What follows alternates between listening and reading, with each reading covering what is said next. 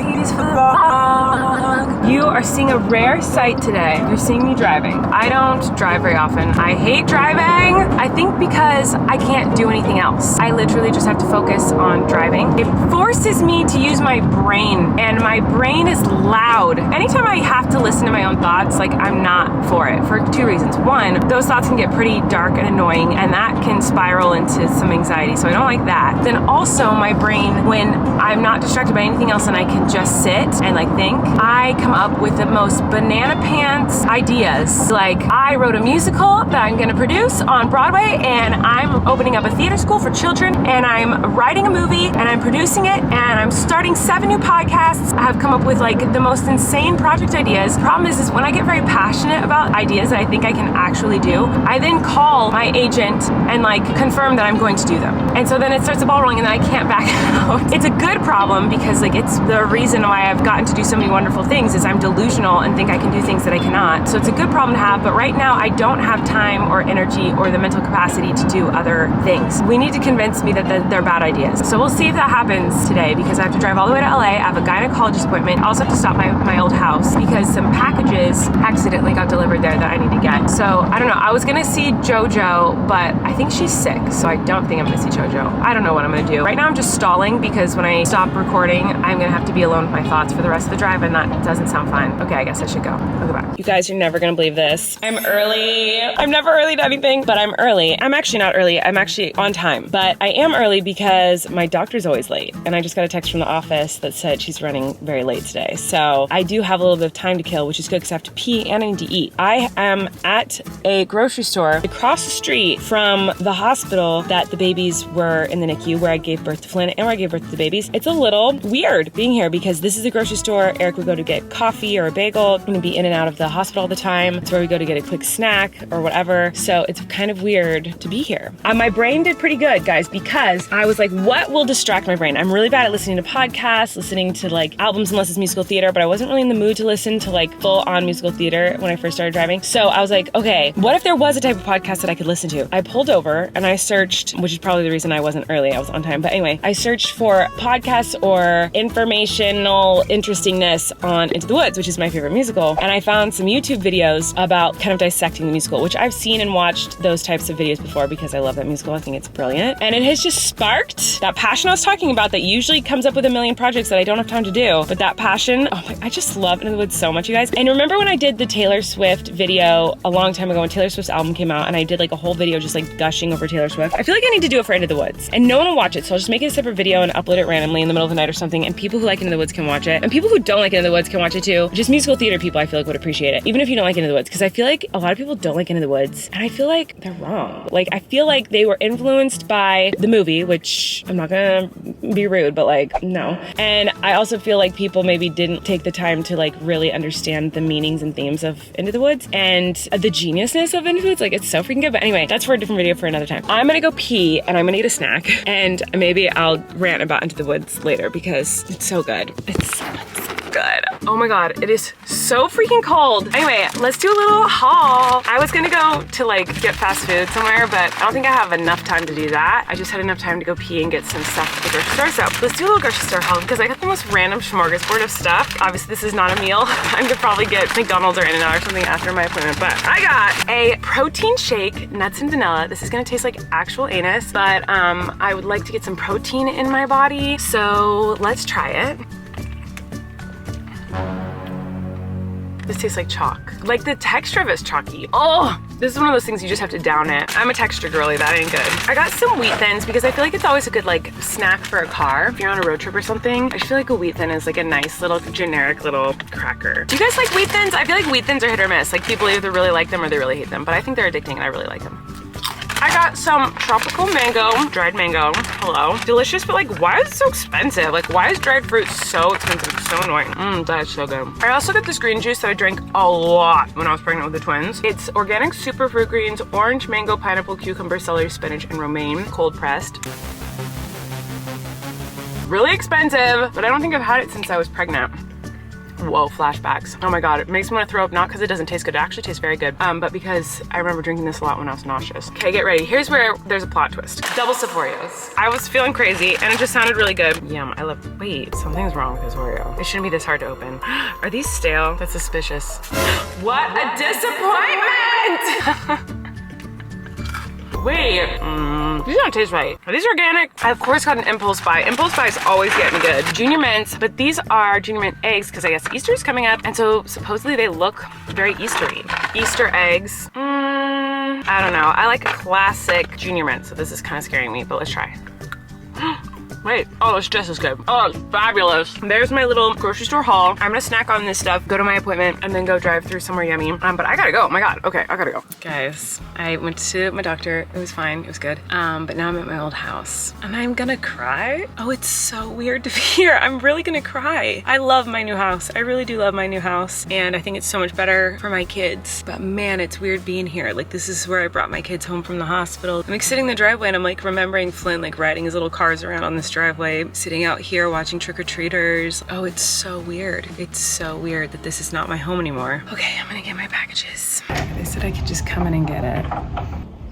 This is so weird. Like, why am I whispering? Hello? It's so weird. It feels like a dream. It feels like I'm dreaming.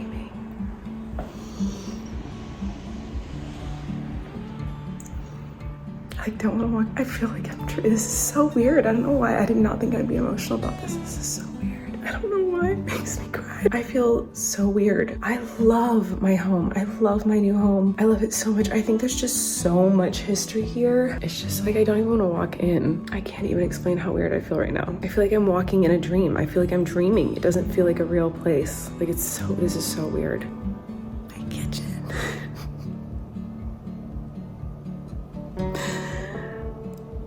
This is so weird. I don't miss living here. It's not like I wish I was here. I can't explain it. I feel so bizarre. I just feel like every possible emotion that could possibly happen inside of a human being. It's like every memory I've ever had in this house is like flooding in my brain. It's so bizarre. It's just so weird to walk into a place and just have so many freaking memories. This bathroom, like I threw up in it so many times when I was pregnant with the twins, and like in here we would podcast every single week, and it's where we told Flynn I was pregnant with the twins. Like, you know, there's like every room, every corner of every room. Like I walked through the living room to get to the kitchen. Every Christmas like flashed in my mind. Can someone explain to me what I'm experiencing? Someone smarter than me, some like doctor or therapist or something. Like I'm looking out into the backyard and I'm like, oh, that's where I did like the gender reveal. It's where I found out I was having a boy with Flynn. It's where I told my family that I was having a boy and a girl with the twins. Like I'm just visualizing every freaking memory, like the dance parties, like with Flynn. Every memory is flashing through my head, and I don't feel sad. I'm crying, but I don't understand why I'm crying. Like I don't feel sad. I just feel like weird. I feel so weird. Like what is this? Like why am I sobbing? I loved this house. I really loved this house, and this was my first home that I ever bought. I was so proud of my home, and I brought my babies home in this home. Eric and I got married in this home. Everything that is important to me in my life happened like in this house. I already said goodbye to it. I already left it for the final time. I already did all that, but they were sweet enough to let me come by and like get my packages. Anyway, if you are smarter than me, which most of you probably are, what is this feeling I'm feeling? I feel like I'm mourning. I don't know, like what is this? Like I don't feel sad. I feel weird. Someone explain it to me. I'm home and Eric and I are gonna go get some dinner really quick. It's raining again. Oh my gosh, it never stops raining here. I need to find Eric and we need to go get some dinner. We went to dinner and Eric said it was not good, but I thought it was fine. I thought it was fine. The company was great. We ordered food and ate it in the car by the beach. I wanted to vlog right now because I wanted to talk about something that kind of blew my mind, okay, Lovey? And I want you here for this. So Beauty and the Beast, always been my favorite. Belle's always been my favorite Disney princess. I love the musical, I love the movie. I'm all Belle. I'm a Belle girly girl. And I saw my niece was in Beauty and the Beast last night, the stage version. It was wonderful, she did a great job. But while I was watching, I was like, huh, this is a horrendous story. And it kind of ruined it for me. Like,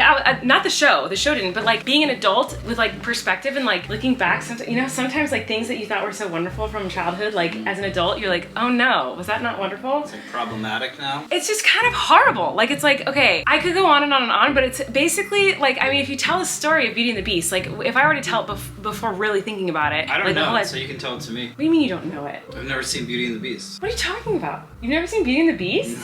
You're lying. I'm not. But it's so problematic because, like, okay, first of all, there's Gaston, who's like a total chauvinistic jerk. And also, why is Belle weird? She's like the prettiest one in the town, and the only thing that makes her weird is that she likes to read. Like, that's her weird quality. They're like, oh, she's always reading, that weird girl. Oh, she loves reading books. Like, that's like her only weird quality. What makes a girl weird is like that she's smart. So then Gaston is like totally gross, and he's like just a total pig. And I remember it being funny as a kid, but as an adult, I'm like, ew, he's like a predator. Like, he's extremely inappropriate. He's like coming onto Belle. He's like, I want her because she doesn't like me. Like, he's just playing games. He's like a jerk. He's like very aggressive. He won't take no for an answer. Like, she keeps telling him no, no thank you, no, please leave me alone, and he won't. So then her dad, Belle's dad, like gets lost in the woods, and he like comes across the castle, and the Beast takes him in as a prisoner. And then Belle goes to find him. Why? Because he's a jerk. The Beast is still a jerk? Yeah, because he's a beast now, so now he's even more mad. So it didn't change him? No. And so then he like takes up her dad as a prisoner just because he's a jerk. And then she comes to the castle to try to rescue her dad. And she's like, take me instead. I'll be your prisoner instead of my dad. And Beast is like, fine, good. You're now my prisoner. So he lets the dad go, but like keeps her as a prisoner. So weird. And then she's like, obviously like, ew, you're the worst. And he's like, be nice to me. And he's like a total brat. So like, this is when I started to realize it. I was watching the show last night and listening to the script. It wasn't the performances. They were great. All the clock and the candlesticks and the teapot and everyone, they're like, you have to be nice, be a gentleman, be nice. And he's like,